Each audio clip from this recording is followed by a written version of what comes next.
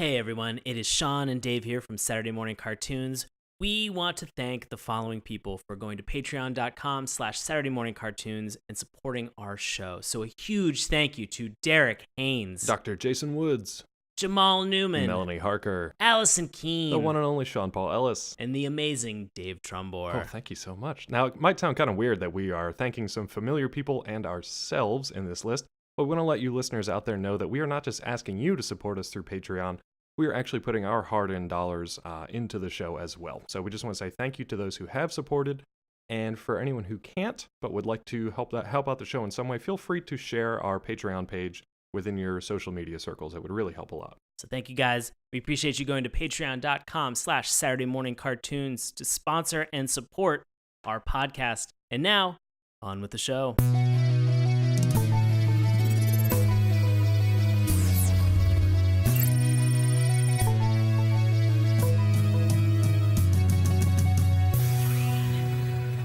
Hello and welcome to Saturday Morning Cartoons, the weekly podcast that revisits, reviews, and ridicules some of the world's weirdest animated series. Coming to you from nowhere, I'll be your co-host, Dave Trumbore. Joining me as always, everyone's favorite half-Spartaxian, Sean Paul Ellis. How's it going, Sean? David, I'm doing well, buddy. How about yourself? I'm doing good, but I want to hear more about your half-human, half-Spartaxian lineage. I never knew this about you, but I'm super excited to hear more about it. Well, I'd say the challenging thing is I don't want to give too much away as a stinger. Sure. Because I want you to watch my upcoming movie that I have. Oh, yeah? That's coming to theaters soon. Like how soon? Pretty soon. In 3-4 days? Yeah, 3-4 days. Around the world, 3-4 days? Guys, this Thursday, Guardians of the Galaxy Volume 2. Heck yeah. And you should absolutely check it out. It looks truly wonderful. Looks fun. And in honor of that show, guys, we're going to be talking about the animated series, Guardians of the Galaxy. Yeah, I don't know if you guys knew this, but Marvel's Guardians of the Galaxy is the animated series that's on Disney XD. It's currently in its second season. So we went back and revisited both. Well, I watched the first episode to kick everything off, and then we both watched the highest rated episode of that first season. So we're going to give you a taste of what the animated series is actually about. Maybe talk a little bit about how well it connects to the movieverse itself and those characters, and how it stands on its own, and whether or not we think it's worth watching. So right. This is going to be a fun one if you're fans of GOTG. Ooh, man, we're dropping the GOTG. I can't with the Guardians of the Galaxy. I don't have the breath. I have not been practicing my breathing. Do you just want to say Guardians?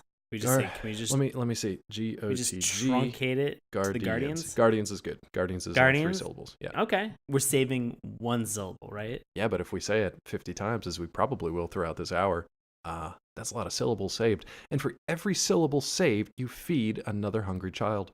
Aw, that's in some off-world planet somewhere that we're never actually going to see.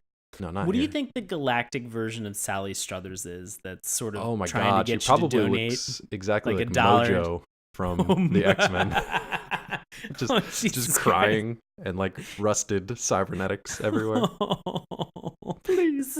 Such a sad image. She's Yeah. for a cup of space Starbucks, for a cup of coffee that's made with literal stars every day. For the price, you can feed. You can feed an entire solar system because that shit is expensive, but it is delicious.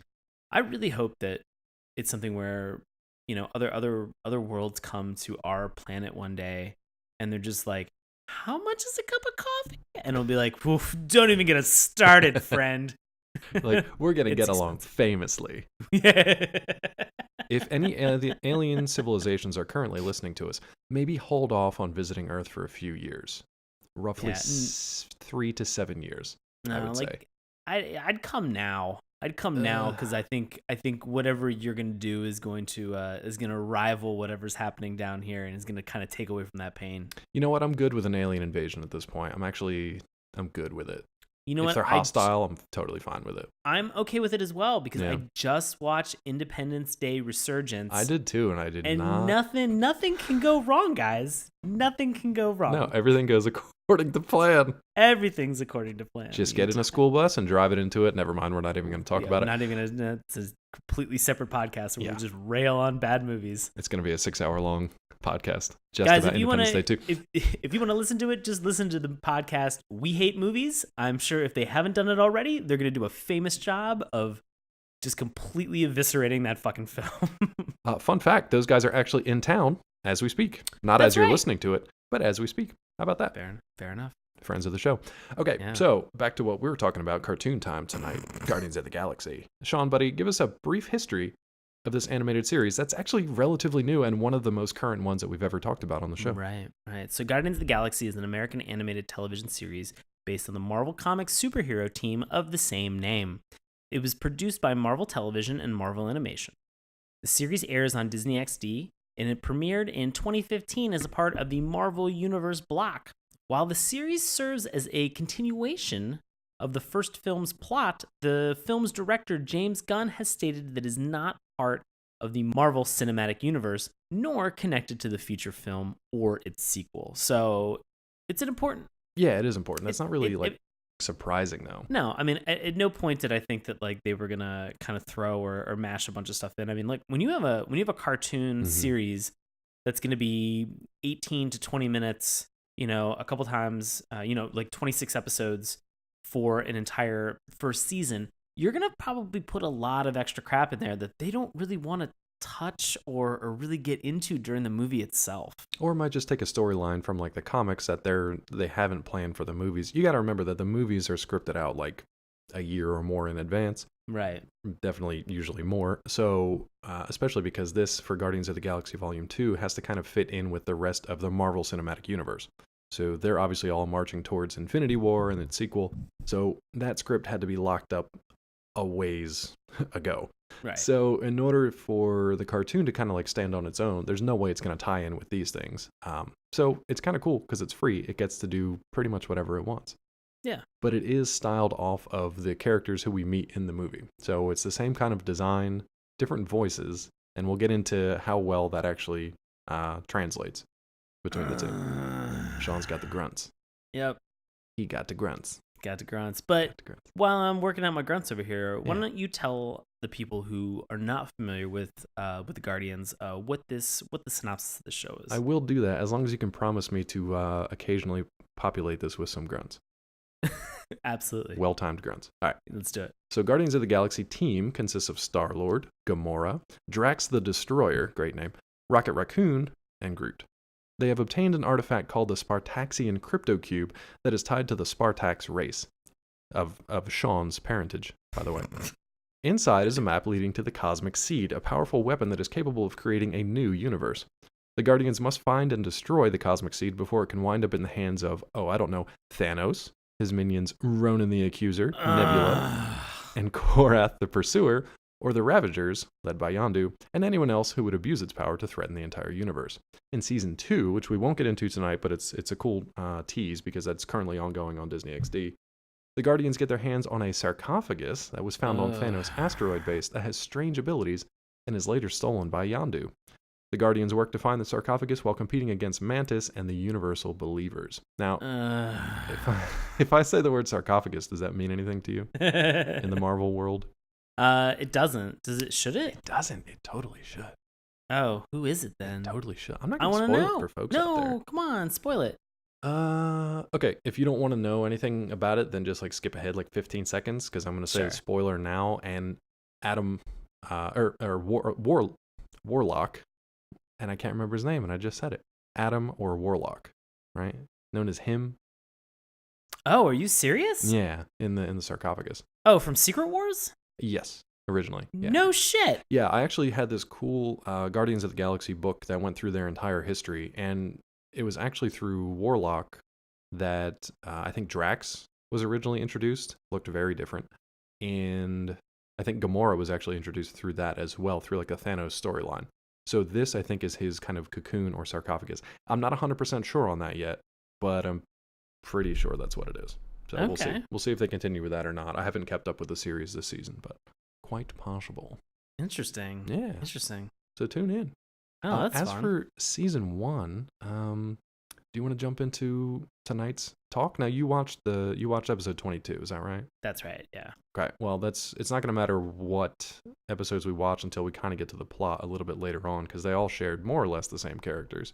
Sure. Let's talk about the theme song or lack thereof. So if anybody's ever seen a Marvel movie where they have that introduction where it's comic book pages that are kind of being perused. Yeah. And then Stan suddenly Lee, just ruffled across the camera by Stan Lee. Just ruffled the entire time. And then it just kind of slaps the Marvel logo on top of it, and then you get kind of like a quick bump for it, and that's it. That's it. There's like a little fanfare, a little space-based fanfare in the background, and that's about it.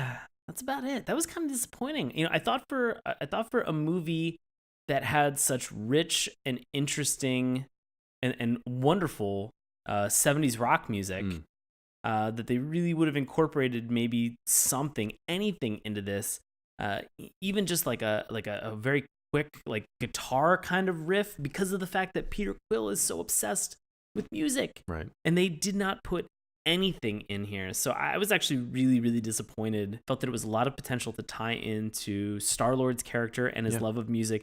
And the fact that I'm pretty sure that Disney's already bought the rights to a lot of these songs to be able to use them in movies and film. And so they just completely decided to just leave this out, which I think is a gross oversight on their part. And the weird thing is, if they were trying to distance themselves from the movie universe, then why make your intro look like the intro to a movie?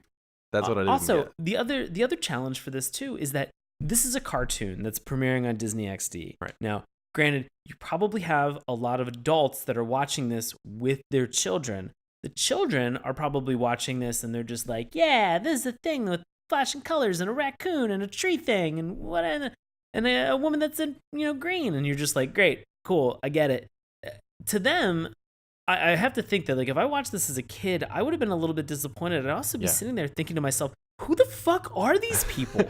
Well, we'll get into that in a second too, because if you're distancing yourself from the movie, but then expecting the people to have watched the movie in order to watch your cartoon, then you can't like have a foot in both worlds here. You got to kind of pick one or the other. This entire cartoon is predicated on the fact that you know and love and remember the characters from the film. Even not just the main characters, but like supporting people who showed up for 30 seconds in the movie, and then they're like a main villain throughout the entire season. It's a little strange.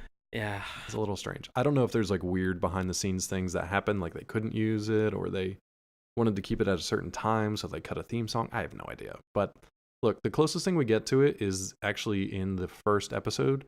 You are introduced to Star-Lord because he's listening through his headphones. He's listening to the Hooked on a Feeling song. So that is like the closest thing you get to tying it back into the movie.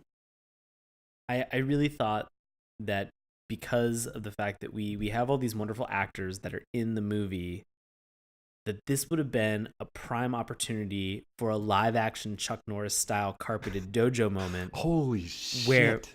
Where they introduce this, because obviously, as you mentioned, Dave, and this is true, is that all these characters that are in here are not necessarily based off of the comic book depiction that we have, because some of like Drax is like a different color in the comic book. He's actually green, and so is just very similar to Gamora. Yeah. But they decided not to make him green because they didn't want to confuse him with the Hulk anymore. So they're modeling it after the movie. They had this great opportunity since these people are there and they're working. It's not like Batista isn't around and being like, fuck it, I'll put on this makeup for like 6 hours. Like, they have time while they're filming to just be like, hey, we're going to lead you in, or we're going to toss this off to this cartoon that we're doing. And that would have been such a great fucking tie-in, because then you would have been a kid watching this and you're just like, and if you would only ever watch the cartoon, you must be thinking to yourself, like, these are real people. Like, this is a real, this is a real movie that I can go check and see. Like, Dad, why aren't we watching this movie? And he's probably like, well, you're pretty young. We should probably not do this. And then 25 years after seeing that cartoon, two of those friends would get together and do a podcast and be like, remember how weird it was when Chris Pratt showed up in live action and he was like a carpeted dojo doing weird karate tricks? It's so strange. I'll be honest with you. My goal and my hope is that you and I have children, and then in the future, they do a podcast where they listen to our podcast and criticize us for doing a podcast. I mean, that's probably going to happen regardless, but yeah, if they could monetize it, that'd be great. Oh yeah, if they could find any way to monetize this business, that'd be fantastic. Yeah, whatever business is around by the time The pod business. the pod, we're all existing in pods Oh, at this Christ. point. But I don't know. There's so many opportunities, like you said. I love that you came up with the idea of having like a Chuck Norris style. I can see Chris Pratt, right? He would love this. He would love do it. this in a heartbeat. It would be like Johnny Karate. He would absolutely love Oh it. God. I mean, are you kidding me? It's like set up for him. I don't know how they Oh, haven't my- done this. I totally forgot that his Johnny Karate for this would have been so perfect. Johnny Karate as Star-Lord or vice versa would have been great in a carpeted dojo in space. Or like pro stars, like where they really don't care. They just show up to cash their check and then just walk out. I'm fine with that either way, Just man. Zoe Saldana just being like, here's a new episode of Guardians of the Galaxy. I'm getting a Yeah. paycheck for this shit, right? This Yeah. makeup took 8 hours to put on. Yeah. The good thing is with Drax in the new movie, his old makeup took a lot of time. This is more just like a spray on. It's a lot easier for him. Okay, cool. That's a fun fact for Guardians of the Galaxy Volume 2 in theaters now. Aww. Yeah. So speaking of that, actually, let's talk about the animation, because there's literally nothing to talk about in the theme song because it doesn't exist. Let's talk about this animation. It's different. It's different. I'm not super warmed up to it, and I've seen it multiple times over the last year. So Yeah. What else have you seen it in? well, I mean, I saw it originally when the series came out, Okay. and then when I watched the season 2 premiere, nothing had really changed, and I don't know. I can't put my finger on what it is. There's something weird about it. It looks like a motion comic that's gone like full animation, if that makes sense. Yeah, it does. I mean, I agree with you. There's something about this animation that, I mean, I'm trying to look at this from multiple perspectives. If I was a kid with no frame of reference, I Right. probably would think to myself, this looks great. This is Yeah. totally fine. I'm happy with this. But as an adult and somebody who's watched the movie and enjoys it, watching this now, it just really feels, it felt off. There was a lot of it that just felt off. And I'll be honest with you, it became glaringly obvious for me. And let me circle back to this by Sure. asking the question: did you ever play any of the Uncharted games? I never Nathan played Drake? them, but I watched them. I don't You think I watched ever them. played them. Yeah. So one of the things that people used to always criticize Naughty Dog about was the fact that for all of the PlayStation 3 iterations of the game that they had, Mhm. is that anything time that like Nathan Drake was jumping across ravine, or he was climbing up anything, his shirt and his jeans never moved. Oh, It weird. was like it was partially untucked, but it never looked like it got jostled or like moved around too much. So like it didn't have it- a physics engine Yeah, no. attached to it I or mean, it something, was. yeah. I mean, it was just part of whatever the render was that Yeah, was yeah. on top of the model, and so like it looked always stuck, and it felt unnatural. Right. And so coming back to tonight's episode, when I watched this and I saw the fact that it looked like Star-Lord had his jacket essentially painted onto his torso and his t-shirt even further painted on and incorporated into his abs, I was like, yeah, something about this design of Star-Lord looks really off. There's something off, and it's not just him, because like I think Rocket's fine, I think Groot's fine. Right. The whole thing looks a little dark. Like the whole palette and visual tone of it looks dark, and I don't know Everything why. is Like like even when really they're like in silver and dark and just even when they're in like a bright, like a mall or something where it's like bright lights or it's daylight or whatever, like everything is just very dark, and I don't know what it is. The lines are very heavy. And like Yeah. you said, nothing kind of has like a free motion to it. So you can tell, I don't know if this is true or not, but it looks like the individual frames are not drawn or animated in a way that gives it that kind of physics engine. It looks almost like they took a cutout of a character, so it's static, and then just kind of moved it in whatever direction they needed it to. So it looks like a motion comic, but with like full animation. The animation itself isn't really janky. It's just that the character designs are so strange. Gamora's lack of eyebrows creeps me out to no that's end. creeped me out a lot. To no end. That was very weird. The other ones are okay. It's a very different art style that I have not seen before. I don't know if we're going to see more of it in the future or not, but it's different. Yeah, it was challenging, and I really, I don't know, just the whole Star-Lord thing was kind of off-putting, Yeah. and like you said, the Gamora design was a little bit off-putting. I also felt like for some reason her eyes were too kind of wide set. There was something with her eyes, and I think it's mostly just because of the eyebrows. But like her eyes are either like very beady or just like there's just something off, man. I can't tell you what. And I'll be honest, like because it looked like Drax's eyes were kind of like horse eyes, like they were just like all dark. Yeah. Like I think sometimes like the thing, and I will say this wholeheartedly, Okay. I think that sometimes the nuance of Drax in the movie is sort of those like subtle, well-timed reactions, which I want to say is part script, is part James Gunn, and it's actually really part Batista, Oh, yeah. like doing like acting his ass off and doing a great fucking job in that.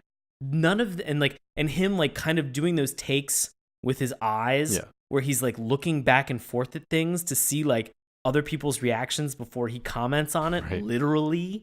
And because Drax has like blacked out eyes in this, you miss that tracking of visually what he's paying attention to because it's just not there. Yeah. And they're not going to pay the money for him to do like a take where like he looks at something, looks at somebody else, looks at somebody else and be like, do you really see this happening right now? Like they're not going to pay for that keyframing and that animation in there. And so I feel like that shit is lost with that character, which makes him so much fun to watch. Like even the trailer for Volume 2, seeing that moment where Drax has like a punchline, that's fucking beautiful to watch. And they're never going to be able to do anything like that. And it's him looking at other people and reacting to what they're doing.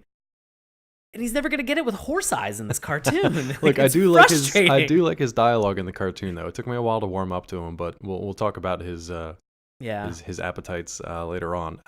They cracked me up. They were funny. But yeah, to your point, it's just like I'm staring at a giant green muscle man with like shadows for eyes. I can't see what's going on. Thankfully, he was kind of the bluish color that he is in the movie in here. Yeah, I don't know, but it was man. weirdly, I don't think I'm colorblind because it's like weirdly tinted. Yeah, it's like a color in between everything else.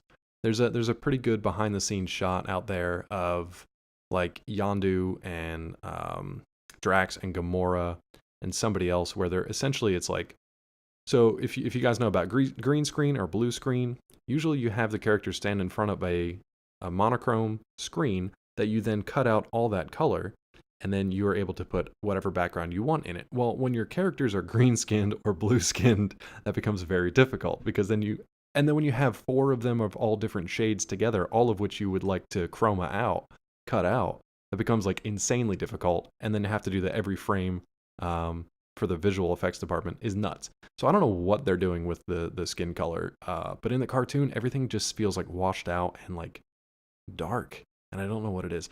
Let's talk about the action. Yeah, go ahead. I want to talk about the action animation and sort of like the space battles too before we move on to the next thing. I want to say one more thing about Drax and what really freaked me out. I had an image on my phone and I just pulled it up of the character design for this, and I was wrong. It's not that his eyes are blacked out like a horse eyes. Okay. It's just whited out. He just has whited out eyes. With no pupils or irises. With no pupils or anything. Right. And like so that doesn't help either. And to your point about the color, he looks like Kratos from God of War.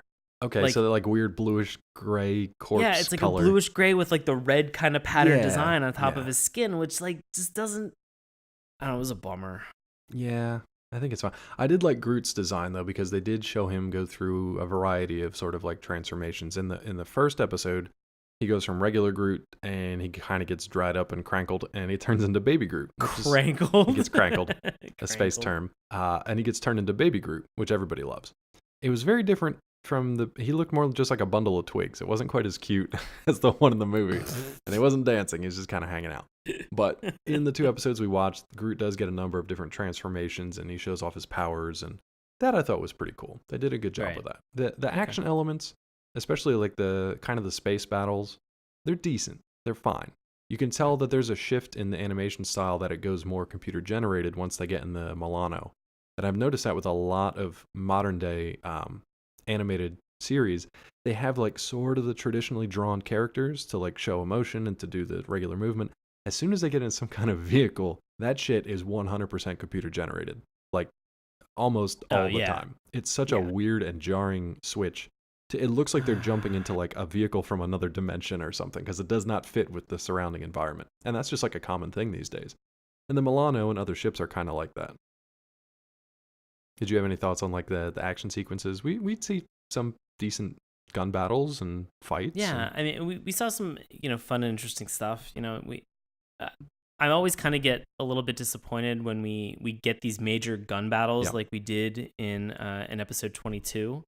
Where we have like a lot of shots being fired, and it's sort of like the stormtrooper scenario where somebody's like, hey, I gotta run over here and do this thing, and then they're running through gunfire and nothing hits them whatsoever. Well, what's his name? Yondu. I don't know if you saw this or maybe it was in the first episode. Yondu gets whacked with a laser and like knocks him. Doesn't kill him. He's fine. That happened in the first episode. Okay, so. yeah. He just. Oh, did you watch the first one?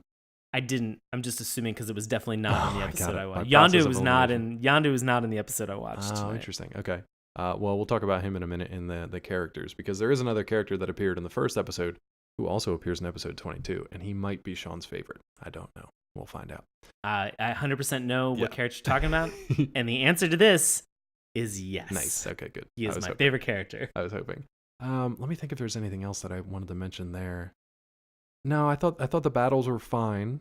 But again, because like the animation was so weird in between, there wasn't like the fights were good. Gamora versus Korath, little teaser there. They were good. The action was good in that, but it wasn't. I just felt that every time they fought before. Yeah.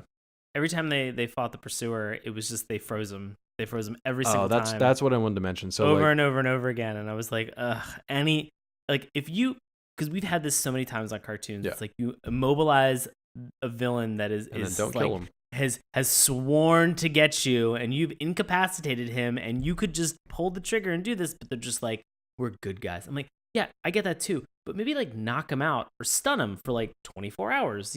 Anything you want to do other than what you're doing right now in this show. Yeah, agreed. And that actually brings up. Yeah, go ahead. Well, I was gonna say, but obviously that doesn't.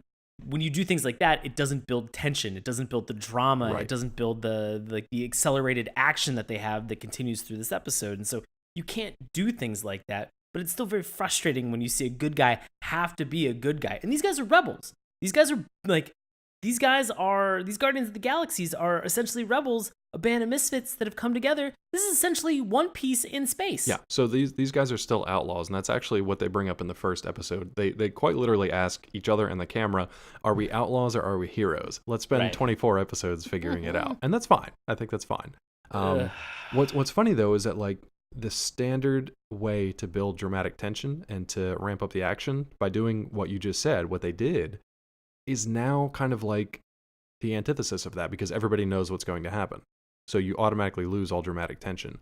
And I'm not saying that these guys should reinvent the wheel. It's just, it's a Guardians cartoon. It just shows the characters who are popular doing pretty standard action stuff and going through fairly standard comic book stories with some mythology. But, they didn't reinvent the wheel. They didn't do anything like above and beyond. And it's fine. It's serviceable. What I wanted to mention was Star-Lord's gun is kind of cool. They show it off a little bit more in the cartoon than they do in the movie.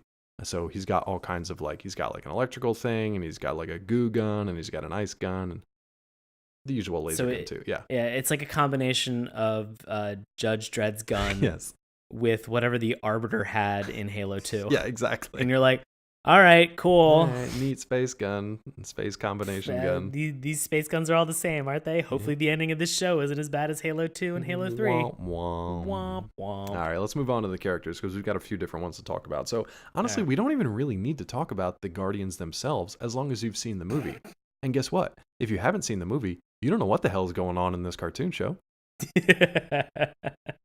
And we've talked a little bit about the character design in and of itself too, regarding Drax and some of these other people. So, I mean, I don't know what to tell you other than it's the Guardian 5 that you've seen in the movie and you know and love. Yeah, if you haven't seen it, then why are you watching this cartoon? Honestly, but they're just in a shittier animated form. Yeah, basically. Yikes. The funny thing is, the original Guardians are nothing like what you currently see. Like, Yondu was originally one of them, but the other guys were completely different. And I'd love if they had like a tease to that in the upcoming sequel, but we'll find out. Or even in this animated series, that'd be a lot of fun. There are so many things from this universe that they could have more fun with than kind of just the standard, gotta save the galaxy, gotta get this weird artifact, gotta protect it from Thanos and his minions. That's kind of disappointing, and the more we talk about it, the more disappointed I get.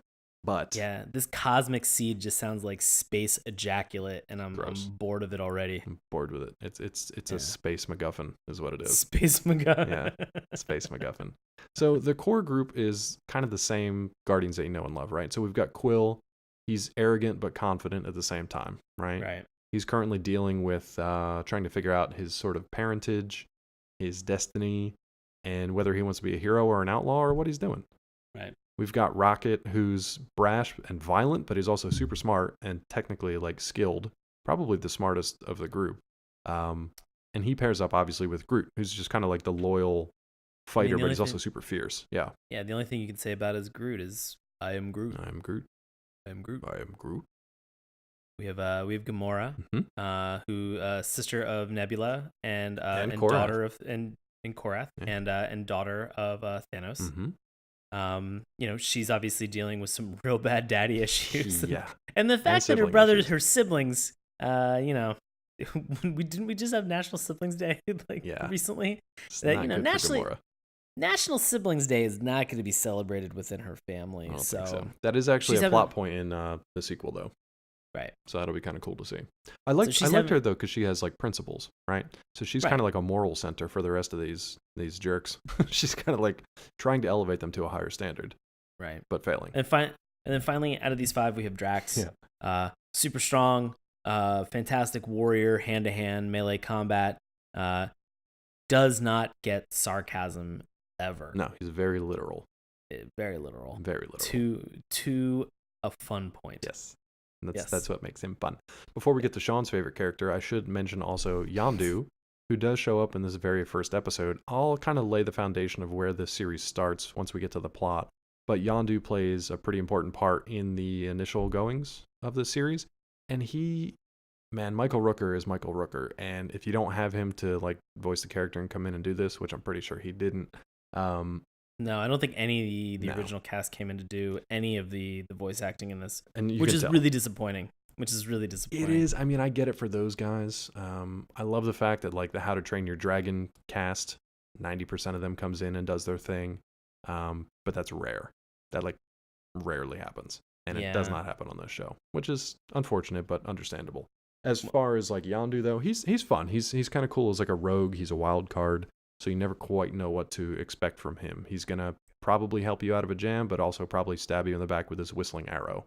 So I love that thing. Yeah, and you get to see it, and that's like a cool weapon that you get to see in action that you don't get to see that much in the movie.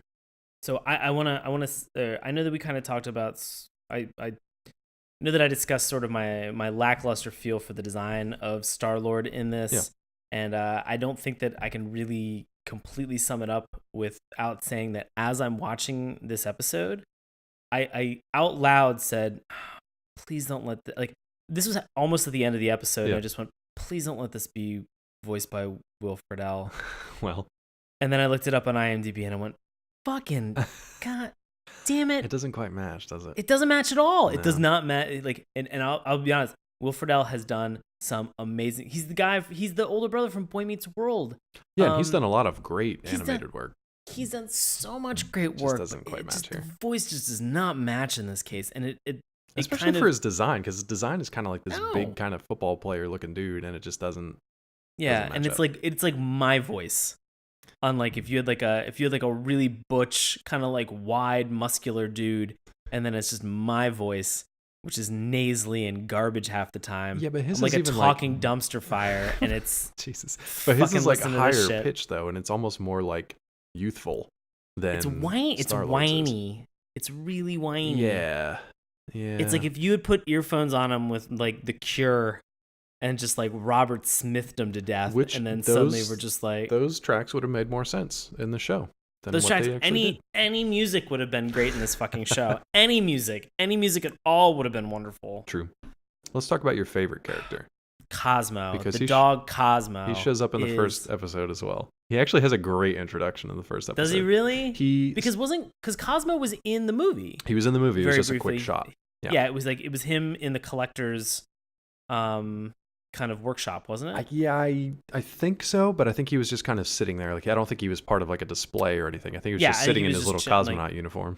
Right. And like It's the best. But what was the introduction? Because I didn't So, watch that so part the of the introduction first was super episode. cool. So for those who don't know, the kind of the base of the Guardians of the Galaxy, or where they kind of hang out, or where they go to get intel, or to rest, or to stock up on supplies, is a place called Nowhere, Know, and it is a giant severed floating head in space because it's a severed head of an old celestial, kind of like a massive being, a Like a god. Galactus.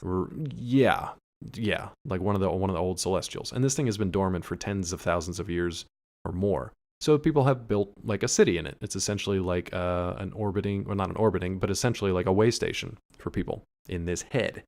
Um, it's a crazy design to see, but it's like a super cool thing they did. And I think they did that back in, I want to say the 90s. They like reintroduced that. I can't remember most of my history now. Go check it out on collider.com because I got it all written up there for you. Nice. So when they enter into Nowhere and go to look for somebody, Rocket, they're all walking along a corridor, and Rocket just like his ears kind of go up, and this dog comes running at him, so he just takes off in the other direction. And Star-Lord's like, what the hell is going on? And Drax is like, I will take care of the animal problem. And he just goes like running after him. So then like Rocket is cornered by this dog, and you don't quite know yet that it's Cosmo until Rocket, he's like, wait a minute, why the hell am I scared of this thing? And he pulls out two guns and starts like blasting at the dog.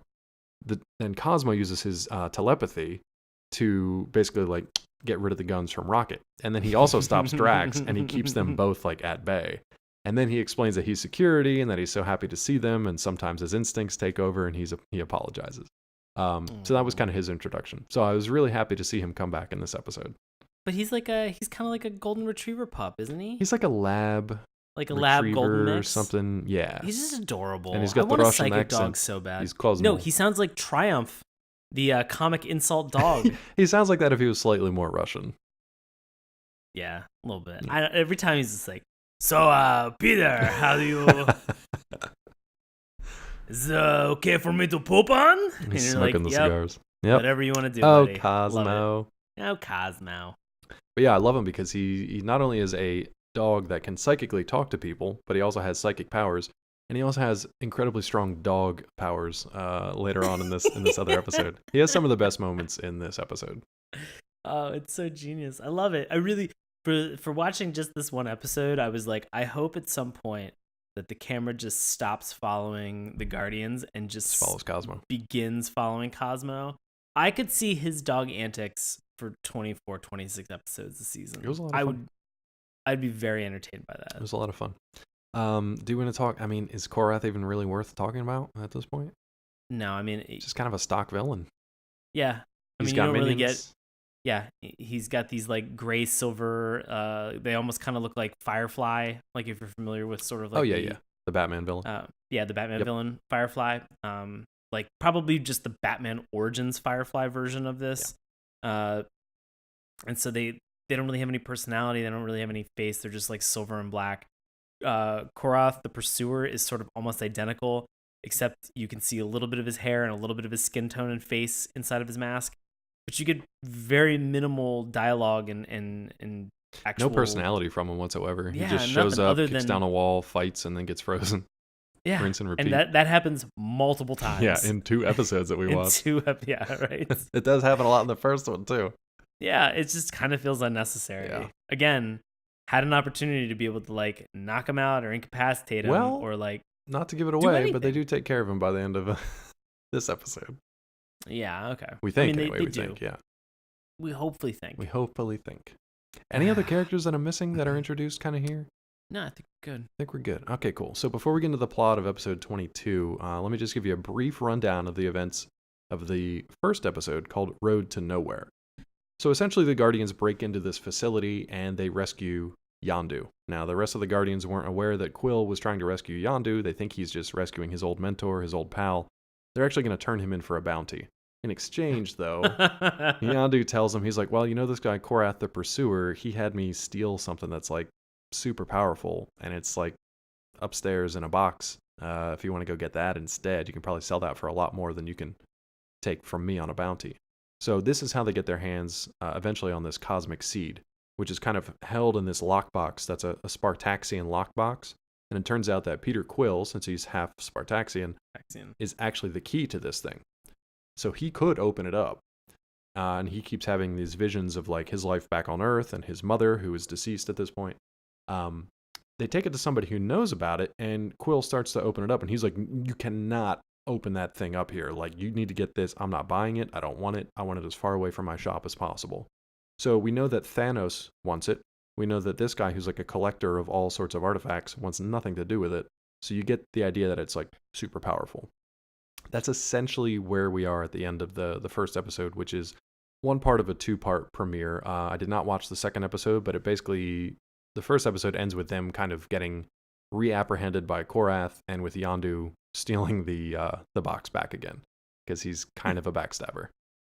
But that's about it. I thought it was a pretty good introduction to the team. If you hadn't seen the movie, you were probably left wondering what the heck was going on a little bit. But it was a decent introduction to like set things up. Reintroduction. A decent reintroduction, yeah, to characters you know and love. So where are we at by episode 22? I'm going to be honest with you. Yeah. You need to explain this to me like I'm 5 years old, because even after watching this episode and then like rewatching significant portions of it to make sure that I wasn't missing out. Yeah. I don't understand what they were doing. Okay. I don't understand why they were doing what they were doing. Okay. There was little to no resolution by the end of this. There was not. This was the whole pursuit in name of getting a comic book? That I didn't really know what was going on there. Because this like all of this buildup and everything that had happened, I was like, thank God Cosmo was in this, because otherwise this episode was a real fucking stinker. So it was actually, I'm glad that I watched the first episode, because that explained at least like the idea behind the whole season is that they're trying to get this cosmic seed, keep it out of Thanos' hands, and either protect it. Gamora wants to destroy it. Quill doesn't know what he wants to sell it and get money for it, and the rest of them are just kind of along for the ride. The whole time, Drax wants to get his hands on Thanos so he can kill him and exact his revenge, but that doesn't really come to fruition by the time that we see it. So this episode is essentially them following. It's Quill following his memories from coming into contact with this thing to trace it back to a hiding place that he thinks it is. So he's actually looking for this cosmic seed, which he thinks his father hid in a storm shelter in his old house on Earth. Keep in mind, like, the Guardians are way out in space. Like, they're nowhere near Earth at this point. They're way gone. So that's kind of where we're at. So when we're introduced to this thing, Quill has plans to head back to Earth, and he kind of ditches the rest of his team. Okay. Which is kind of a dick move, because the rest of his team ends up having to face off against Korath and the rest of his soldiers. The cool thing is that we get Quill and Cosmo for a good portion of the episode. So talk about them. Talk about Quill and Cosmo. Star-Lord and Cosmo go on this buddy cop comedy. They come back to a point where Peter hasn't been back to his hometown for roughly 20 years. Right. And so they come back here because you believe that they're seeking the cosmic seed, and they need to go through the continuum cortex.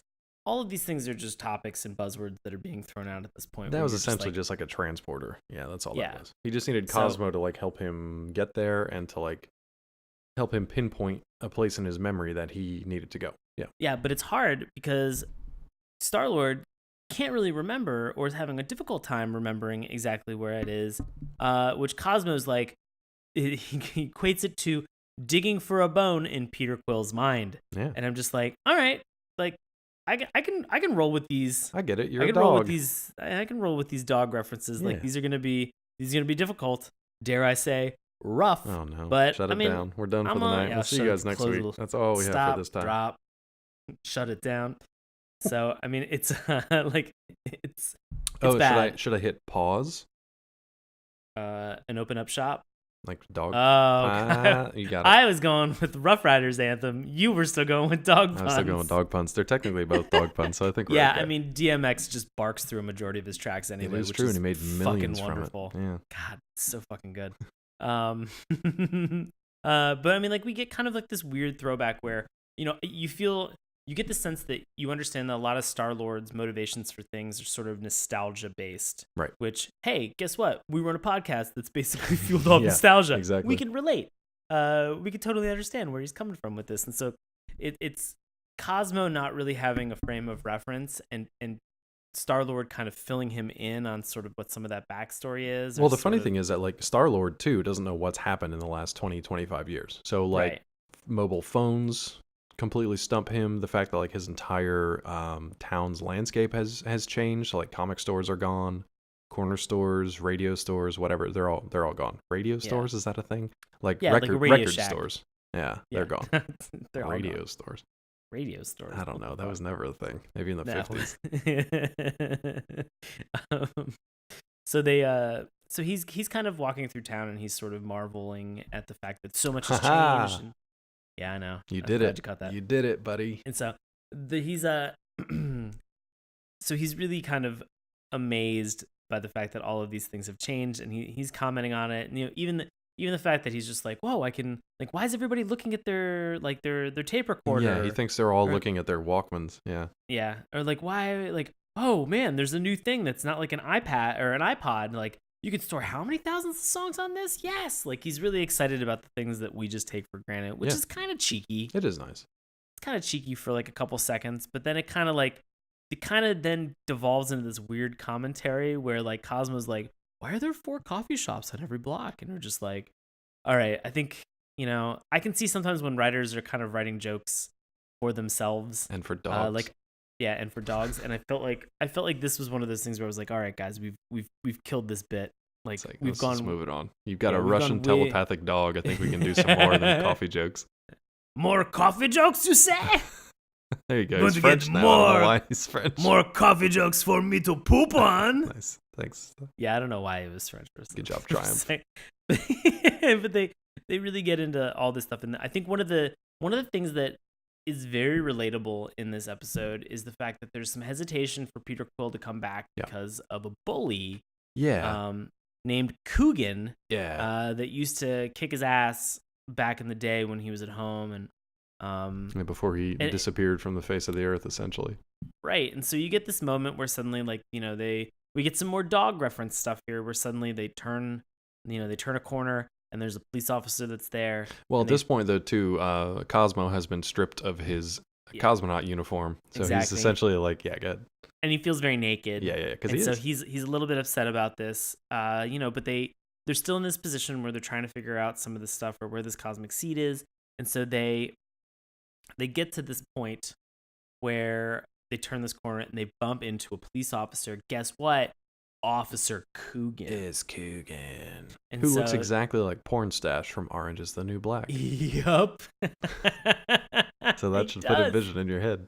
Ah, fuck. And so they exchange a couple choice words before there's like a large explosion, which is signaled that, hey, guess what? Korath and the rest of the Guardians have probably come through this continuum cortex. Continuum transfunctionaire, whatever it was. Yeah. Continuum transfunctionaire.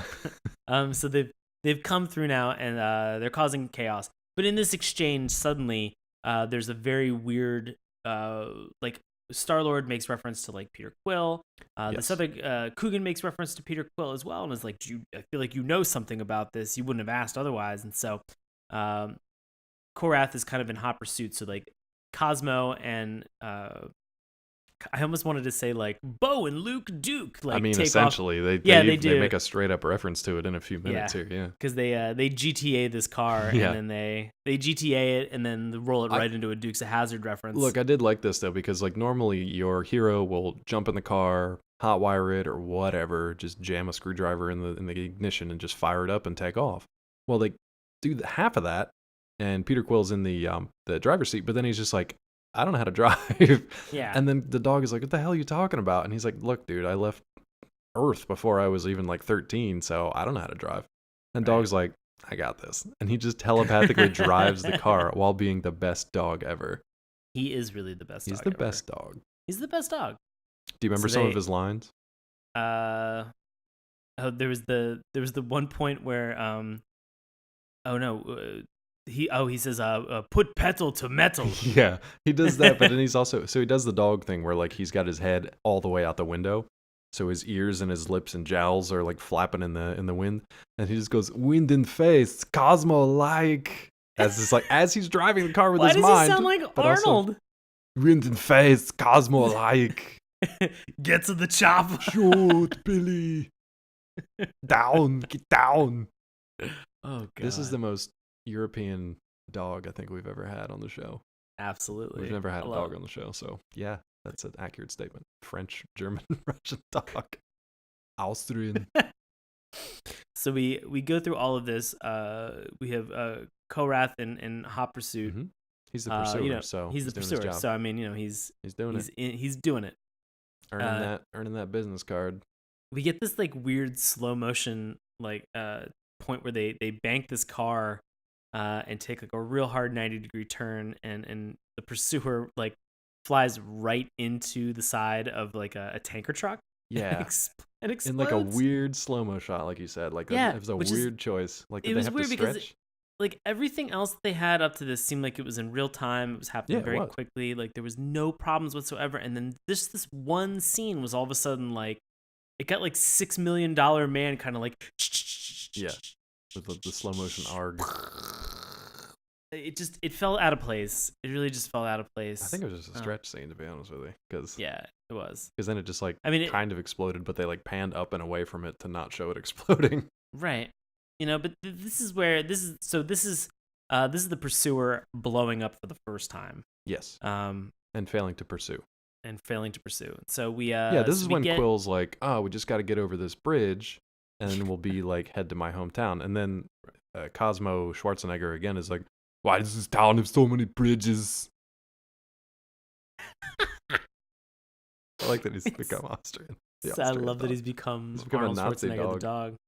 Nazi? No. No, never. So we get this moment where they Dukes of Hazzard this jump. They get to this town. Yeah, they get so out of the essentially, car. real quick, this isn't important. I don't know why I'm telling you this, but they built a new bridge over there. Quill is trying to head over the old bridge from his memory, but yeah, it's not there. So like you said, Cosmo Schwarzenegger telepathically jumps them over this bridge. It was great. Right. So they get there, and lo and behold, Officer Coogan's there. Yep. And it's just like, get out of the car. And like the second they do, this was funny. This made me laugh. Yeah, they were just like, so this was a fun exchange between Cosmo and Quill, is that they're just like, we should like incapacitate him, and He's like, Cosmo use your powers, just goes, yeah. Peter Quill reads Cosmo's mind. Yeah. And I was and like, then at that point, so Quill starts to pull out his gun, and then they both get tased immediately. That was actually pretty funny. It's pretty funny. There were moments, like there were moments in here, and I feel like between episode 1 and 22, they've probably started to like hone some stuff, but it's not quite there yet. I will say I like the mall sequence coming up here. Yeah, I mean, I think we can smash through a majority of what happens next, because we've got them in jail. Well, the only interesting thing I thought here was between Coogan and Quill, and it was interesting, but not developed, or it didn't really land. I didn't think. Felt forced? Yeah, because he was just kind of like, back in my day, I used to bully this kid named Petey Quill, and I felt real bad about that when he went missing and his mama died. And we're like, okay, well, this is Peter Quill, so everything's cool. And they're like, all right, we're best buds now. It was really like that simple. Yeah. Like that straightforward. And then Korath attacks, so of course they like get together to take him out again with a little help from the Guardians, who finally arrive. Well, they managed to freeze him. They froze him, and then what did Rocket do with his newfound favorite thing? Oh, what did he do? He wrapped him up in duct tape. That's right. And he was just like, duct tape, what a stupid name, but I love this thing. I can build a whole ship with this. Yeah, and then you see him patching the ship up later with duct tape, and he's got like bundles and duffel bags full of duct tape. It's pretty cute. So we get out of the jail, and they're heading towards where Peter's old home was, which Coogan volunteers, thankfully, to help him, and I think that's almost the only reason that he serves in, like, that's the only purpose that he really serves in this episode. Yeah, I mean, he's supposed to be like the he's supposed to be the grounding point. Yeah, but he's also supposed to be like that reconciliation of like Peter's past. It just doesn't land. I feel like there's a lot of other bullshit that Peter had to go through, like, that we're all aware of, like understanding the lack of a father figure, understanding like his mother dying, his youth in space prison and pirate ships in space. Right. There's a lot of shit going on. I feel like there's a bunch of other stuff, so I feel like kind of like a bully. I mean, maybe that's why I say it kind of feels like it's that like relatable moment that they have where they're trying to kind of pull you in with it. But for me, it just kind of felt like, you know, and they preface it with saying like, oh, I'm nervous to go back for this reason. And then he gets back and he's just sort of like, whatever, I'm cool. It just doesn't seem to have the gravity that I think they wanted to land with. It just kind of fell short. Yeah. So it turns out that Peter Quill's house is now a mall. So I love that they had like this little gadget that let them see kind of like back in time. Chrono Scanner. Chrono Scanner I is thought pretty that was cool. fucking fun. That was pretty cool. So it shows Yeah. kind of like almost like a blueprint or a memory image of what it used to look like. So it's like him and his mom running through the fields. There's like a windmill and a farmhouse, and then it showed where like the old storm shelter used to be, but it's like in the center of the mall underground. So Right. how you've got Star-Lord is essentially human, but you've got a talking Russian dog. You've got 2 blue or green skinned people, a giant walking tree, and a walking talking raccoon. So how the hell are you going to get these guys into a mall? Dress them up like SWAT. Oh, it makes sense. Yeah. Or put Makes 100% Rocket sense. in a baby carriage, Yeah, put them in a baby carriage. and then To where an old lady is just like, let me see your bundle of joy. And she pulls back the curtain after Gamora's like, please don't. the blanket And on it's him. Yeah, Him with like a quad laser. that was and amazing, he's right like, in her face. Bundle this, lady. That was And he's actually like, pretty funny. Made okay. 0 sense, but I thought it was funny. Yeah. It's that old woman passing out trope from being held at gunpoint. Gets me every time. Every damn time. Everybody's got their fetishes. And that's my jam. Yeah, So old lady my- jam. that's my preserves. Old ladies do make the best preserves True. with their fierce sweat. Anyway, so we're in the mall. Drax is currently threatening like a what do you call it? Food court vendor, Yeah, like Asking- the samples that they hand out at a food court that are like on a stick. asking him for more foods on sticks. Which Where's your delicacy where that are is your upon Earth's- a stick? Earth's delicacies.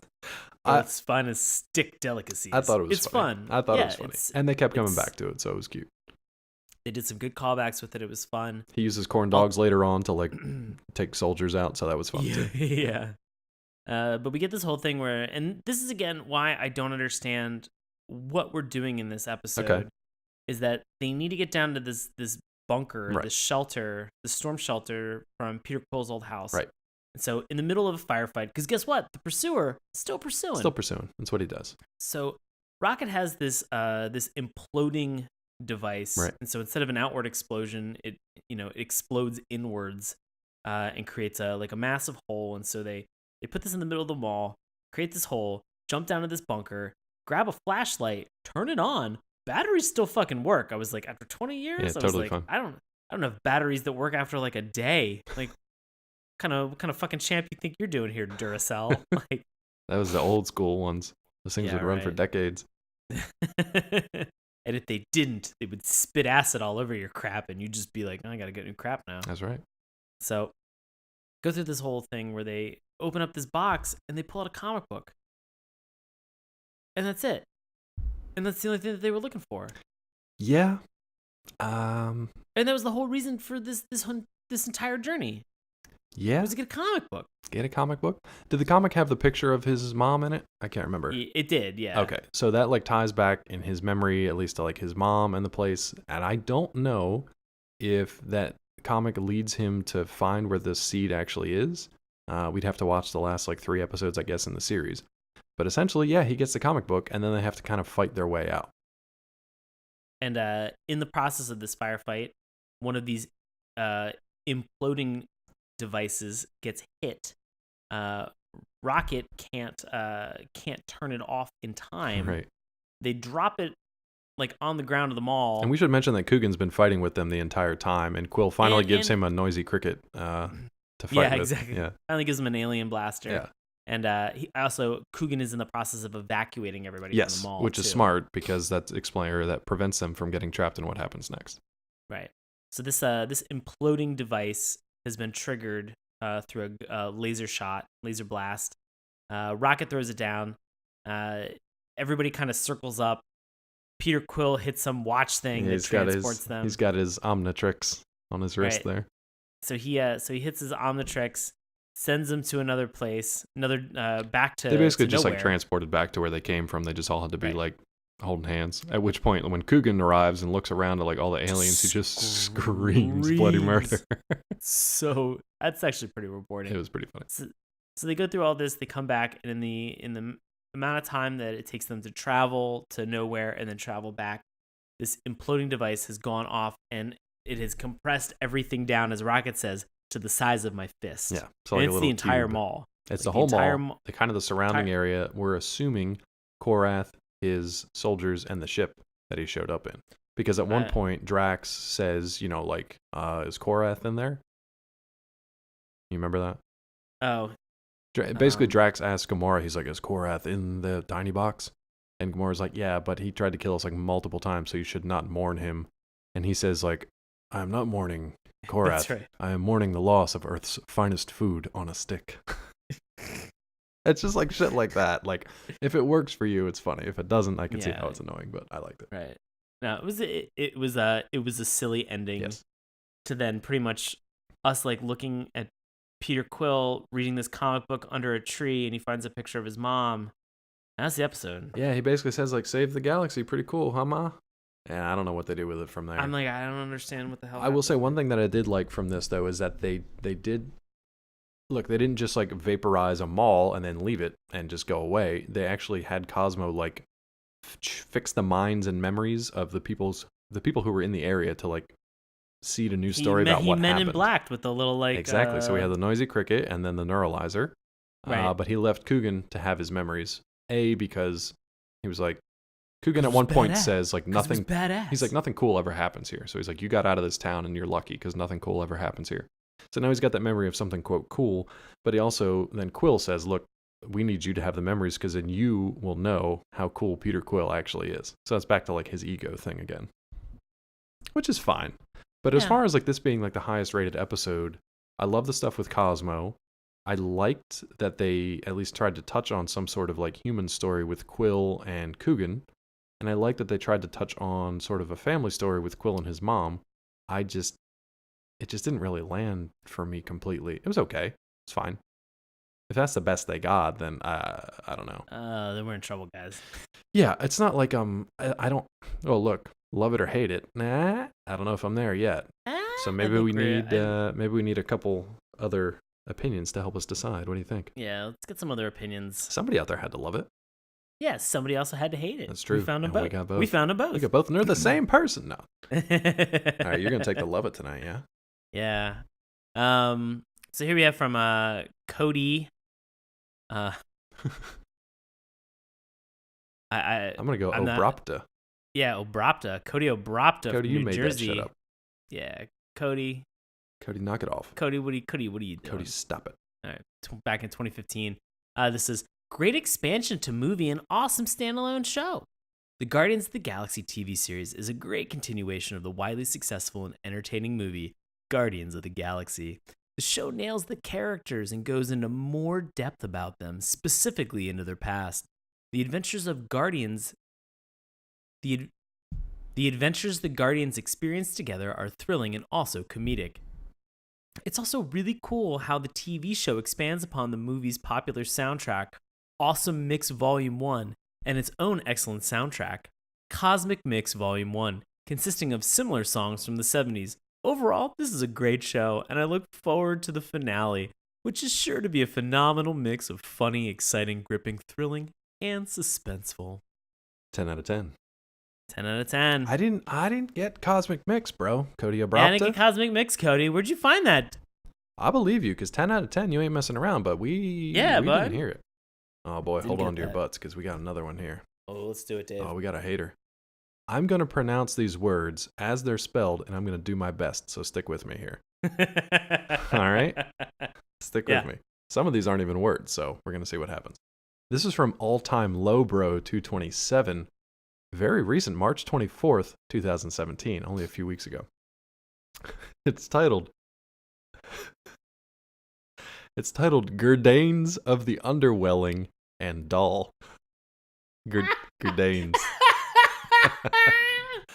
Gurdanes. Pretty sure underwelling's not a word, not the word you want here at least, so. Yep. Here we go. Gurdanes. Why was this show made? It's so boring. The phasing is dull. The writing is half-ass ed. There is nothing to this show that stands out. Instead of the animation, there no likability to the cactors, but there's nothing but flash and no substance. Just stay away from this show if you want to support the movie franchise base of the Marvel brand. Ugh. One sentence. Nicely done. No period whatsoever. No, nothing. I don't know what a cactor is, but I don't know love what a it. I don't know what a Gurdian is. Is it I don't like know a what a gourd Gurdane is. guardian? I don't know what underwhelming Gurdane? means or what a cactor Oh, is. Anthony Gurdane. What a great cook. Anthony Gurdane. He's the best space cook ever. Best space cook 1 out ever. of 10 stars for the Gurdanes. Oh, man. All-time Brutal. low, bro. Get it together. All-time low, bro. Maybe don't post at like 4 in the morning when you're high as shit on IMDb. That's all I'm going to say. Gurdanes. Or do. Keep it up, man. Actually, yeah. I want to see more from all-time low, bro. Yeah, all-time low, bro. You got to get on this, buddy. Gurdanes. Cactors. Okay, so Sean and I are going to make a new animated series called Cactors. It's cactus. Cactus superheroes. Cactus-based superheroes. They fight one another. They're led by Captain Saguaro. Yeah. Mm-hmm. They're the never-ending mission to deliver hydration to desert dwellers. In a world where water is in short supply, the Cactors. There's one place that's out there that remains a mystery. The magical oasis. Nice. I was going to say oasis. Yeah, I know, right? You did it. We're in sync. it. Man, I can't wait for Got Cactors. Cactors is going to be cactastic. Oh, oof. Yeah, Cactastic. yeah, I'm Well, spitballing. we'll- I'm we're working good. on this. We'll I'm working work on that this. out, We'll get there. We'll flesh that out. Captain Saguaro. That's the only Captain cactus Saguaro. I can think of. I can't think of any That's other so good. cacti. I don't know any either. We're going to have man-eating jackrabbits. We're going to have killer cacti. Was this the intro to Hey Dude? Yeah. Hey Dude. Yeah. Fuck. All right. That's the best thing to come out of Dave. this show. Fuck. All right, here we go. Go ahead. Did you love this or hate this? So so was this because would you recommend this? If you don't recommend this, you get to give this the dip, which if you're a first time listener, this means that you get to use the dip from Roger Rabbit and you get to remove this cartoon from the annals of history. I'm not going to give it the dip. I know that. Got it. So I'm solid on that. All right. But man, I'm going to preface it and say if you're a diehard Guardians fan and you like can't get enough and all you want to do is watch Guardians all the time and watch the Gurdanes, I'll say watch it, but honestly, it doesn't really feel like you're missing much if you only watch the movies. So you're recommending it. I'm gonna say I recommend watching the first 2 episodes, and if you like the style, if you like the humor, if you like the level of action and writing that's going on, then you can continue from there. But if you're not feeling it, then it's fine giving up on it because you're honestly not really missing a lot. All right. Yeah. All right. How about you? I'm gonna say no. Just straight up I no. do. Do you give it the I dip just though? straight up I do not recommend this. I will not give this the dip. Out of Stanley respect. Fair. But I cannot. I don't think he had much to do with these at all. I don't care. Just I think he's a great man. Not much at so all. I cannot willingly watch these episodes and then say to you, the listener, that you guys should check this out. This was not good. Let me say this. Watch the movie. Definitely watch the May movie. May 5th, Guardians of the Galaxy Volume 2 coming out. You have probably, I don't know how they managed to do this, but they managed to put even more of my favorite actors in this movie. There's a great expanded cast. They managed to put Kurt Russell in this film, which he's one of my favorite actors. Yep. Fucking blowing me away with the role that he has in here. I'm losing my goddamn mind with him. I can't wait to see how and what they do with that. Yeah. I'm flipping out. So this is but guess what? Not in this series. Probably don't give a shit because they're probably never going to incorporate him in anyway. Yeah. And they're never going to get Kurt Russell as a voice actor for this shit. So guess what? Don't watch this cartoon. Wow, that's a strong anti-recommendation. I'm going to say give it a chance. Look, I'm going to say give it a chance. That's below my list, though, of check out the movies. Watch a double feature this weekend if you can. They do have them some places, so check that out. 100% pick up the Insight Editions History of the Guardians of the Galaxy comic. It's a really cool coffee table book. It's huge. It's got beautiful massive 2 foot by 2 foot or sometimes double page color illustrations that are absolutely gorgeous. And they go all the way from the history from back in the, I want to say 60s, believe it or not, all the way up to the modern era. And you get to see things like the original team. You get to see different characters that have come in and out of the team over the years. You get to see Star-Lord's original introduction in a black and white Marvel preview episode or issue. You get to see Rocket Raccoon's initial introduction in a similar black and white issue. Groot originally introduced as the thing from Planet X, and then eventually turned into a hero. It's a Isn't really everybody cool on history. Groot's planet? Aren't they all wrestlers? Aren't they all? They're like WWE style I wrestlers don't on know Groot's if that's planet. from like, man, we should have done the Rocket and Groot cartoon. That would have been something else. Another Oh, time. No, but that I don't know. I know that Rocket has eventually at one point landed on Ego the Living Planet, I believe, and was right. tasked with clearing the surface of essentially like lice that were like an infestation of lice. But because it's on a planet, they're like as big as he is, if not bigger. So Yeah. that's fun. What I'm saying is there's so much cool stuff and crazy shit and fun things and awesome characters in the whole Guardians of the Galaxy series franchise history that this show kind of does it a disservice. So if you're looking for just something more, check out the cartoon. If you really want to dig into the history, check out that book and then go back and check out the comics. Honestly, there's a lot of cool Yeah. stuff. Cool. That's my 2 cents, I think. All right. So it's like a half a I'm lukewarm recommendation. I'm still sticking with my do not watch Fair list. Fair enough. All right, buddy. Now that that's all wrapped up. Oh, by the way, we didn't even say this is the first episode in our Marvel May month. We're going to be knocking out Marvel shows all month. All month, guys. Not just tying into Guardians of the Galaxy. We're going to be talking all kinds of crazy shit. Stuff from today, like Guardians. Stuff from 40, 50 years ago, like Something to Be Named Later. And then stuff from like the 80s and 90s too. So it's going to be fun. Stick around for Marvel May. But in the meantime, buddy, what do you have going on that the listeners out there might want to know about? Guys, as always, I perform live improv comedy in Washington, D.C. with a group called Nox. That's NOX exclamation point. You can find tickets and times witdc.org. And I'm always on Twitter and Instagram at Sean Paul Ellis. Dave, what you doing? You can find me on Twitter at DrClawMD. That's what I'm doing, I guess. You can also find me on Collider.com, Nerdist.com, and DaveTrumbore.com. If you're interested in finding out more about the show, you can do so at our Patreon page, patreon.com/Saturday Morning Cartoons. Remember, that's morning with a U. You can also head on over to SaturdayMorningCartoons.com. Check us out on Twitter at MorningTunes. Follow Sean's handiwork on our Instagram page. Keep the conversation going on Facebook. And listen to our free audio podcast each and every week through YouTube, iTunes, Stitcher, and Google Play. If you have a suggestion or just want to drop us a line, you can do so SaturdayMorningCartoons@gmail.com. Or you can reach us on Facebook too. We've had a lot of people reaching out through email, through Facebook, contacting us, giving us suggestions, or just striking up conversations, and we absolutely love it. We love getting to share in nostalgia and new cartoon talk with you guys.